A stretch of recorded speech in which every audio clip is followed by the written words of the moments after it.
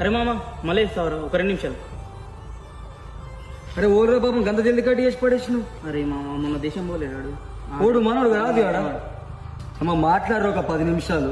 ఎందుకంటే చిన్నప్పటి నుంచి మనతో తిరిగిన వాళ్ళు, మనతో విరిగిన వాళ్ళు పాపం ఇంటి పరిస్థితులు మంచిగా లేక అయ్యవని పెట్టేసి, దోస్తాలను పక్కన పెట్టేసి, బంధాలను పక్కన పెట్టేసి, బంధుత్వాలను పక్కన పెట్టేసి కాండ్రాన్ దేశంలో ఎంతో కష్టపడుతూ ఉంటారు. వాళ్ళు మనతో మాట్లాడినప్పుడే ఆ 5-10 నిమిషాలు సంతోషంగా ఉంటారు. మనం ఎందుకో బిజీ ఉంటామని చెప్పేసి కట్ చేసి పడేస్తాము. కానీ వాడు ఉన్నప్పుడు మనకు విలువ తెలియదు. పోయిన తర్వాత తెలుసుకుందామన్నా కూడా వాడు మన దగ్గర ఉండడు. ప్రతి ఒక్కరికి చెప్తున్న కాకలు ఫారెన్లో మన దోస్తులు ఉంటా ఉంటారు, మన అయ్య వాళ్ళు ఉంటా ఉంటారు, మన చుట్టాలు ఉంటా ఉంటారు.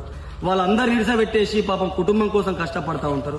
వాళ్ళకు కూడా మన స్టేటస్లు పెట్టినప్పుడు, స్టోరీలు పెట్టినప్పుడు మనతో తిరిగిన గుర్తులు, మనం చేసిన ఎంజాయ్మెంట్లు, మన మెమోరీస్ అన్ని గుర్తొస్తూ ఉంటాయి. వాళ్ళతోని వీలైనంత మట్టుకు కొంచెం మాట్లాడు.